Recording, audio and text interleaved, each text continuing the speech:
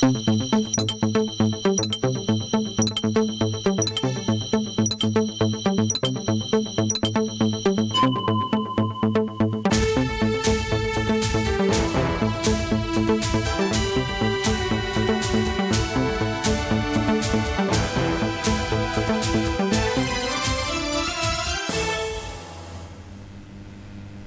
sommaire, le premier CACEM du ministère de la Transition digitale, des postes et des communications électroniques. La session a permis de dresser le bilan des activités à mi-parcours de l'année 2024 et définir des orientations pour renforcer les acquis et améliorer les performances du département.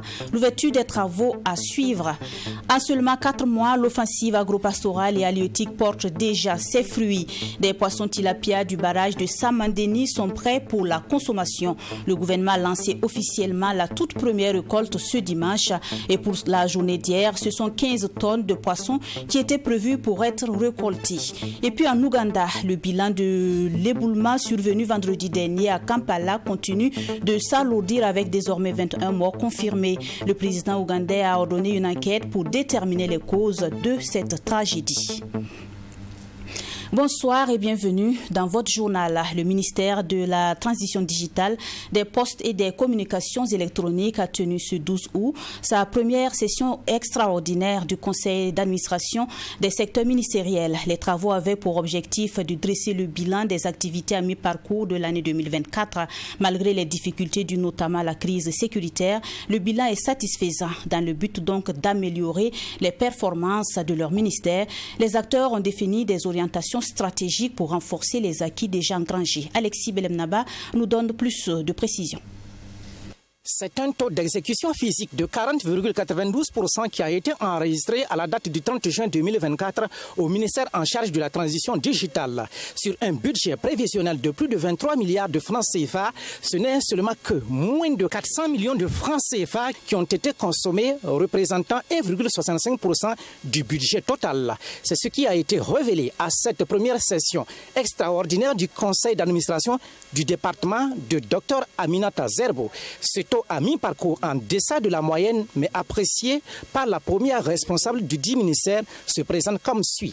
Au niveau du programme développement d'infrastructures de communication électronique, on peut citer la poursuite de l'interconnexion de nouveaux bâtiments au Résina, avec 18 nouveaux bâtiments interconnectés, et surtout les actions d'audit pour une réhabilitation efficace de cette importante infrastructure.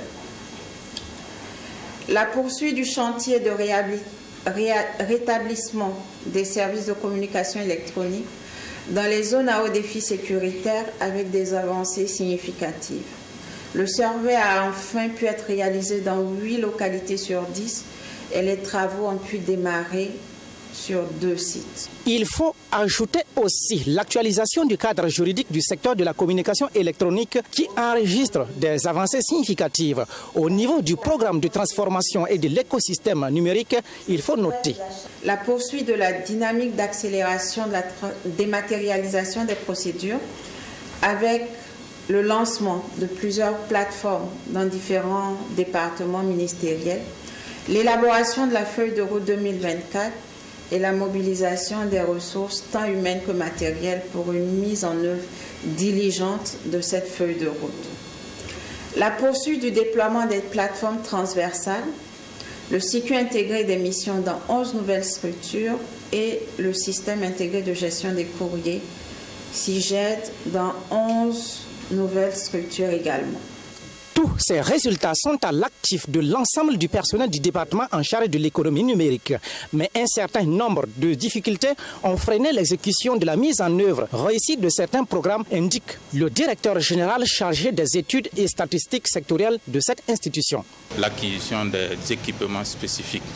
Voilà, avec les prestataires, nous avons rencontré des difficultés dans le montage des offres financières et techniques qui ont retardé un peu la mise en œuvre de ces activités. Il y a aussi l'insécurité qui a impacté aussi la réalisation de certaines activités structurantes. En perspective, c'est de poursuivre les investissements dans le domaine des infrastructures de communication électronique, notamment la construction des data centers pour l'hébergement des données au niveau national, la dématérialisation des procédures, les réformes avec l'élaboration de certains textes juridiques qui encadrent ce secteur. La chef du département de la transition digitale engage tous les acteurs dans la dynamique de travailler pour l'atteinte des objectifs, surtout ceux urgents et légitimes pour la population d'ici la fin du second semestre 2024. L'offensive agro-pastorale et halieutique porte déjà ses fruits. En seulement 4 mois, des poissons tilapia du barrage de Samandini sont prêts pour la consommation. Ce dimanche, une délégation gouvernementale y était pour lancer officiellement la toute première pêche. Rien que pour la journée d'hier, ce sont plus de 15 tonnes de poissons qui étaient prévues pour être récoltées. Pour ce premier cycle, ce sont 20 000 tonnes de poissons qui sont attendues. Sinon, l'offensive agro-pastorale et halieutique vise une prévision de plus de 100 000 tonnes de poissons d'ici à 2025. Joseph Koutougou. Nous sommes sur le site du barrage de Samandeni. Une délégation du gouvernement présente sur le site dans le cadre de l'offensive agro-pastorale et halieutique. 4 mois après le lancement, c'est la récolte dans les cages flottantes. La toute première récolte de tilapia donne un résultat satisfaisant. Pour cette première récolte, 20 000 tonnes de poissons sont attendues dans 4 cages flottantes. C'est la preuve aujourd'hui que l'offensive agro-silvo-pastorale et halieutique, mais aussi que l'initiative présidentielle pour la souveraineté alimentaire est en marche au-delà du discours. Ce sont des résultats très encourageants qui montrent qu'on est vraiment dans la bonne dynamique et nous devons donc tirer notre chapeau à tous les acteurs sur le terrain, les techniciens, le ministre de l'Agriculture et tous ses collaborateurs, mais aussi tous les opérateurs, parce que c'est de l'investissement. Donc c'est l'occasion d'appeler les Burkinabés à croire également à cette vision, à cette dynamique qui est enclenchée là. Ça permet également en termes de chiffre d'affaires de faire de bonnes affaires. Et notre souhait, c'est que dans les mois à venir, quand on va revenir ici donc à Samandeni, que une bonne partie du plan d'eau soit donc pris d'assaut. C'est en tout une centaine de cages flottantes installées pour l'offensive agro-pastorale et halieutique. L'objectif, c'est de produire 50 000 tonnes de poissons sur 100 000 attendus en 2025. Les 4 autres premières cages doivent livrer leur production au plus tard la fin du mois d'août. Il y a de cela quelques mois, nous étions ici même, déjà dans un premier temps pour superviser la confection des cages flottantes. Dans un second temps, nous étions revenus pour l'empoisonnement. Et aujourd'hui, nous revenons avec une forte délégation gouvernementale pour la récolte des premières cages flottantes. Les résultats que nous avons observés sont, il faut le dire, au-delà de nos attentes, parce que nous avons vu qu'en 3 mois et demi, nous avons pu sortir des spécimens qui ont plus d'1 kilogramme. Il est prévu dans le cadre des projets et programmes du ministère également des appels à projets pour subventionner des cages flottantes au profit des jeunes et des personnes spécifiques qui voudraient s'inscrire dans la dynamique. Il est prévu également certains investissements pour accompagner la production du poisson sur le plan d'eau de Samandeni, notamment des aspects périphériques en lien avec les aliments, en lien également avec la chaîne de transformation et la chaîne de commercialisation.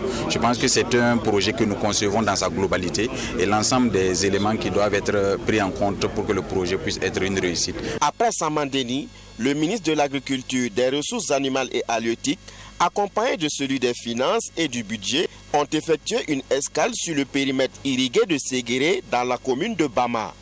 Il était question de venir constater de visu l'état d'avancement des travaux d'aménagement. Sortie de promotion au centre de formation professionnelle Empreinte ce 10 août 2024. Ils sont environ 800 apprenants à avoir obtenu leur diplôme de fin de formation après plusieurs mois de formation dans des disciplines comme l'électricité bâtiment, le secrétariat médical et le transit logistique. Diplôme à main, cette cuvée a effectué sa sortie officielle hier samedi, ce samedi donc, avec comme nom de baptême les VDP du Faso. La cérémonie s'est tenue autour du thème formation professionnelle et lutte contre l'insécurité au Burkina Faso, empreinte 9 ans au service de l'État. Nous revivons l'ambiance dans ce reportage de Fatima Tanikema.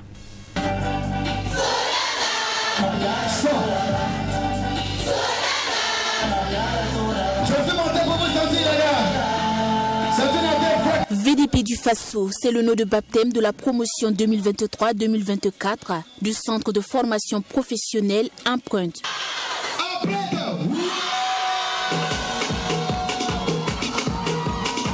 Des apprenants qui viennent de rentrer en possession de leur diplôme après 2 mois de formation. Ils sont environ 800 apprenants qui ont été formés dans différentes filières. Par chemin en main, les apprenants ont traduit toute leur reconnaissance à l'endroit de l'administration et du corps enseignant. Chers formateurs, vous êtes les véritables héros de notre éducation. Vous nous avez inculqué des connaissances, des compétences et des valeurs qui vont bien au-delà de l'année académique. Vous avez été nos guides. Nous en sommes vraiment reconnaissants. Reconnaissants pour les différentes formations professionnelles qu'ils ont pu acquérir dans ce centre, et cela grâce au corps enseignant, chargé de dispenser les cours dans différentes filières et de les mettre dans les bonnes conditions d'apprentissage. Le premier responsable du centre et le corps enseignant ont tenu à féliciter et encourager les apprenants. L'obtention de ces diplômes est certes importante, mais ce n'est pas la finalité, parce que vous devrez faire un stage de perfectionnement et avant de vous mettre sur le marché de l'emploi. Vous avez votre avenir dans vos mains, avec une multitude de possibilités de réussir dans votre domaine choisi, de vous surpasser et de porter haut le flambeau de... Vous allez affronter le marché de l'emploi avec toutes ces difficultés, mais vous devez avoir des objectifs et rester focalisé à avoir un emploi décent. Il ne faut pas hésiter à faire les appels de la ville de Ouagadougou avec votre CV, à faire du porte-à-porte dans les entreprises, à faire de la prospection, afin de pouvoir avoir un emploi. C'est beau d'avoir le diplôme aujourd'hui, mais à la fin, si vous passez du temps à regarder les novelas TV, c'est sûr que cela va avoir un impact sur le travail que vous espérez avoir. Après le fondateur du centre de formation professionnelle Empreinte, c'est au tour du président, du parrain et du patron de cette sortie de promotion de prendre la parole. Que des conseils à l'endroit de ces apprenants qui doivent affronter le monde de l'emploi. Nous sommes aujourd'hui dans un monde où seule la compétence et l'argent ne font plus un grand poids pour bouger les lignes, sans les relations. Vous avez beau eu la meilleure idée et les moyens pour sa mise en place, s'il n'y a personne pour la porter, elle disparaîtra. C'est ainsi que vous devrez tout faire pour avoir un carnet d'adresses pesant, afin d'être à mesure de voir n'importe quel président de ce monde après uniquement 2 poignées de main. Au terme de votre cycle de formation et au regard des remarquables résultats obtenus, je vous invite à mettre au profit de la nation tout entière les connaissances acquises. Mais souvenez-vous en tout temps et en toutes circonstances que le choix délibéré que vous avez fait de vous engager dans ces nobles filières est un véritable sacerdoce. La réussite de votre carrière dépendra du dévouement à votre métier, votre degré d'adhésion et votre implication vis-à-vis des objectifs que vous êtes fixés, ainsi que votre exemplarité sur le plan social. Notons que cette cérémonie de sortie de promotion a aussi été marquée par des remises de bourses aux meilleurs apprenants de la promotion 2023-2024, sans oublier l'attestation de reconnaissance de l'armée qui a été remise au premier responsable du centre de formation professionnelle Empreinte pour son accompagnement dans la formation des veuves et orphelins des soldats tombés sur le champ d'honneur.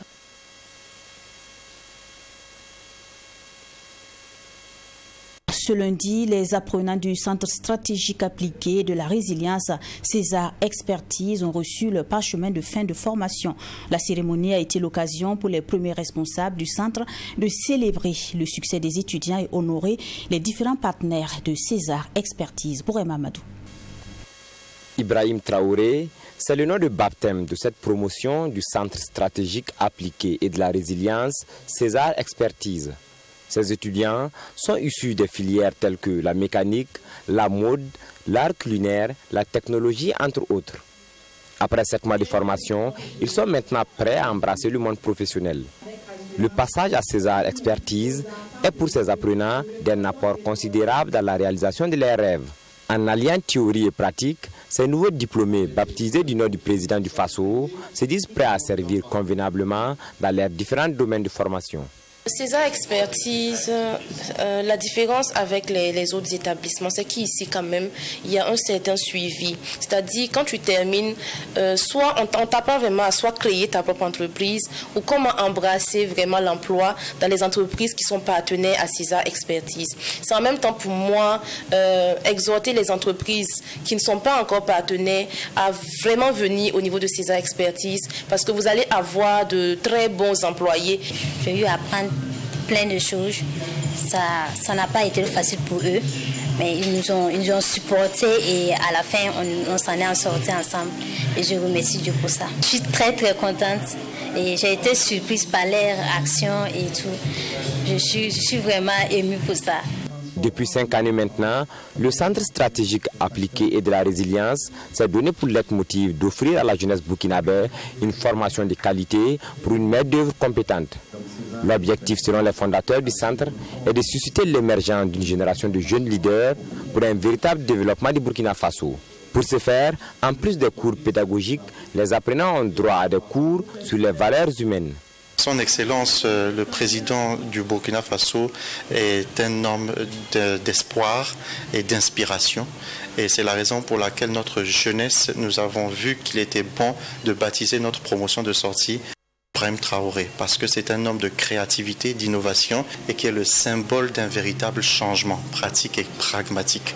Et donc César Expertise est là pour accompagner tous les efforts de l'État, pour aider la jeunesse à sortir de toute cette problématique liée au chômage. C'est pourquoi nous avons un programme spécifique et énergétique d'accompagnement qui permet à chaque apprenant non seulement d'apprendre un métier rentable, un métier porteur d'emploi ou d'auto-emploi, mais surtout un accompagnement qui leur permet d'aboutir à un stage et ensuite un emploi.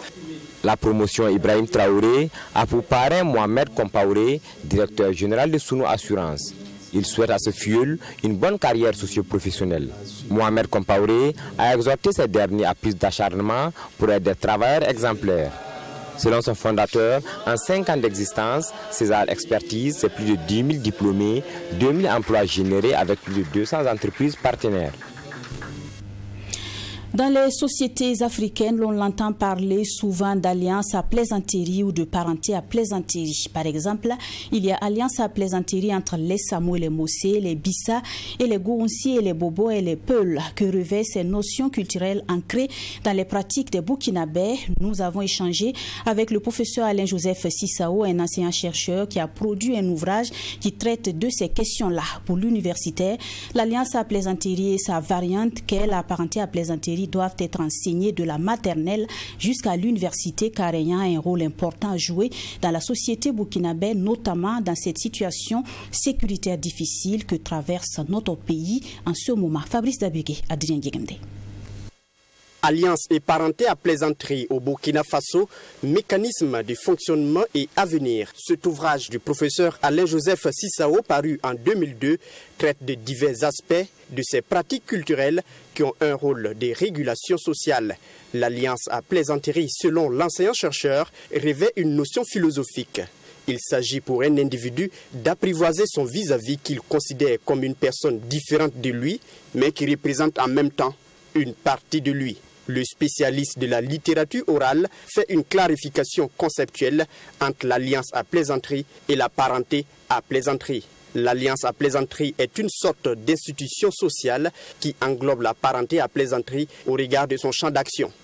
L'alliance à plaisanterie, c'est lorsqu'il y a un lien entre deux ethnies, deux villages, deux groupes patronymes et deux régions qui ont décidé de nouer un pacte d'alliance assorti de règles d'assistance mutuelle dans les situations heureuses comme dans les situations difficiles. Cette alliance, dans le temps, pouvait être une alliance de sang qui unissait deux individus. Par contre, la parenté à plaisanterie est un appendice de l'alliance à plaisanterie. Elle est pratiquée par des personnes ayant un lien de consanguinité, par exemple entre les petits-enfants et les grands-parents, entre grand-père et petite-fille, entre grand-mère et petit-fils.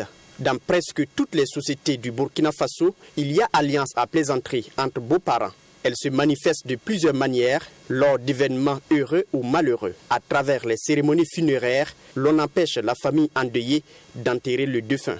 Et cette pratique n'est pas folklorique, selon le professeur Alain-Joseph Sissao. Ça permet justement de transcender la douleur et de ramener l'individu à une dimension où il pourrait lui-même supporter l'épreuve qu'il endure. Quand il y a, par exemple, des situations d'intronisation ou des situations de cérémonie rituelle, si je prends l'exemple, par exemple, des bobos et des peuls, on peut amener une calebasse de lait, on peut amener une calebasse ou un plat de chitoumou. Dans cette situation d'insécurité qui traverse le Burkina Faso, la référence culturelle, selon le professeur Alain-Joseph Sissao, devrait permettre aux communautés burkinabées, aux jeunes, de revenir à l'essentiel et de se tolérer, même en cas de conflit, pour éviter le pire. L'alliance à plaisanterie a une importance dans notre contexte sécuritaire. Il faudrait la remettre au centre de l'éducation de notre jeunesse pour lui permettre de réapprendre certaines valeurs fondamentales de pacification, du respect de l'autre, de la vie humaine. La pratique de l'alliance ou de la parenté à plaisanterie connaît des limites ou interdits qui sont au nombre de 4 selon le professeur Sissao. Ce sont entre autres l'interdiction d'insulter la mère car n'appartenant pas au même groupe agnatique que le père, l'interdiction d'invectiver en faisant allusion à un défaut physique ou moral, l'interdiction de faire verser le sang de son allié ou parent à plaisanterie. Vous ne devez pas verser le sang de votre allié à plaisanterie. Quand votre allié à plaisanterie a des défauts physiques, vous pouvez plaisanter sur tout, mais pas sur son défaut physique. Il est borgne, il est aveugle, il boite, il fait ceci. Ça ne se dit pas. Vous pouvez dire, tu as la tête comme la tête de ton père, etc. Là, on sait que tu t'adresses à la communauté. Ainsi, il est interdit de parler des parties génitales de l'autre ou des parents de celui-ci. Le professeur Alain-Joseph Sissao affirme par ailleurs que les ancêtres avaient compris que lorsque des communautés coexistent, il va sans dire qu'il y a des motifs de conflit, notamment les conflits entre agriculteurs et éleveurs, les conflits de chefferie, les conflits entre communautés, d'où la nécessité de pratiquer l'alliance ou la parenté à plaisanterie. Il préconise l'enseignement de cette pratique culturelle séculaire de la maternelle jusqu'à l'université, car tout se construit depuis le bas âge. De plus en plus dans la capitale burkinabé, l'on voit des rues pavées ainsi que les devantures de certains bâtiments. Dapoya et Tanguin font partie des quartiers qui disposent de ces infrastructures. Les usagers de ces routes que nous avons rencontrés apprécient positivement ce bitume et trouvent qu'il est praticable par rapport aux routes goudronnées. Constat.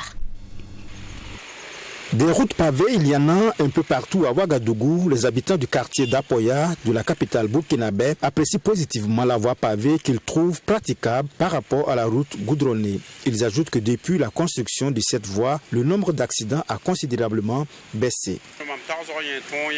Je pense que la voie pavée est mieux que le goudron. Nous avons vu des goudrons qui se sont dégradés au bout de 5 ou 7 ans.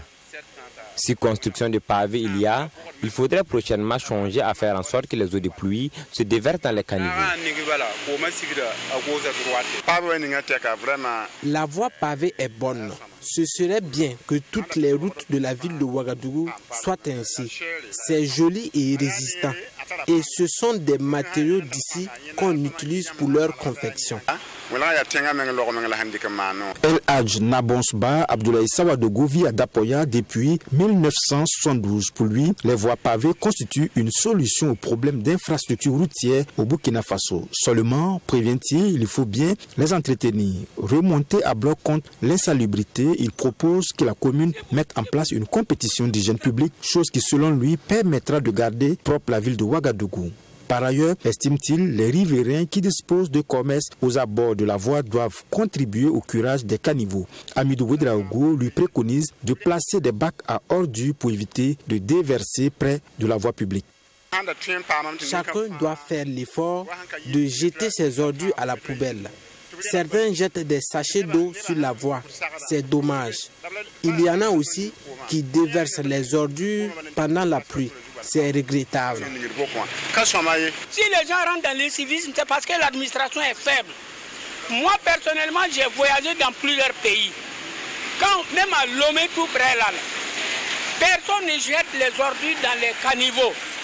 Et les gens balayent leurs cours. Ils balayent la devanture de leur porte. Ils n'attendent pas que l'administration vienne ramasser les ordures. Ils n'attendent pas que l'administration vienne balayer devant leur porte.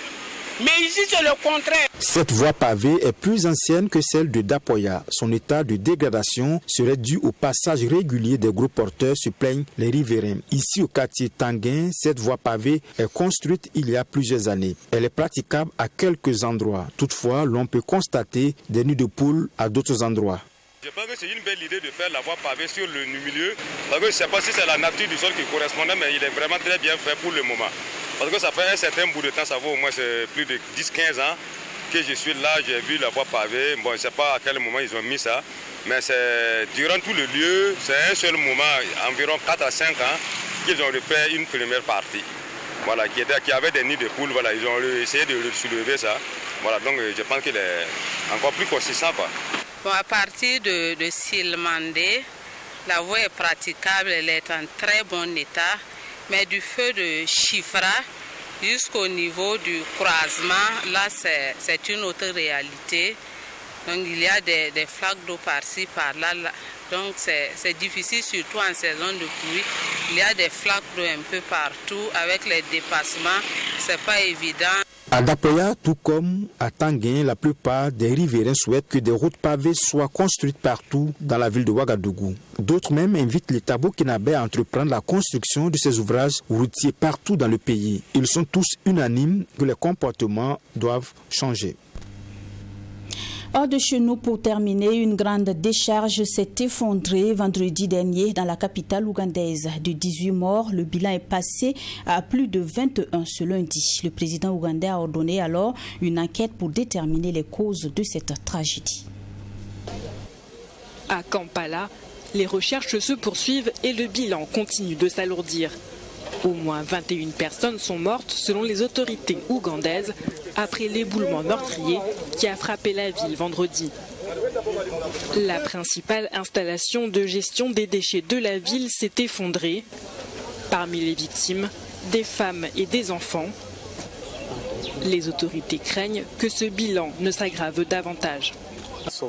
Jusqu'à présent, nous avons récupéré 21 corps, parmi lesquels se trouvent des femmes, des enfants et des hommes.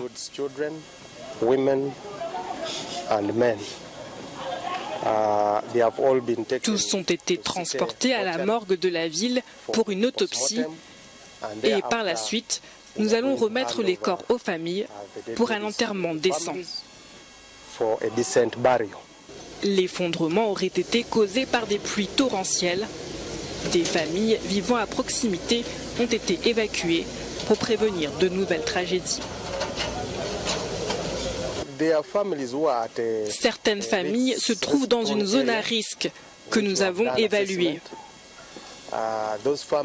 Pour ces familles, nous leur avons temporairement demandé de quitter leur maison et de se rendre dans un abri temporaire mis en place par la Croix-Rouge ougandaise et le bureau du Premier ministre. Le président ougandais a ordonné une enquête afin de comprendre pourquoi des habitations étaient si proches du site. C'est la fin de ce journal. Merci à vous qui l'avez suivi. Bonsoir.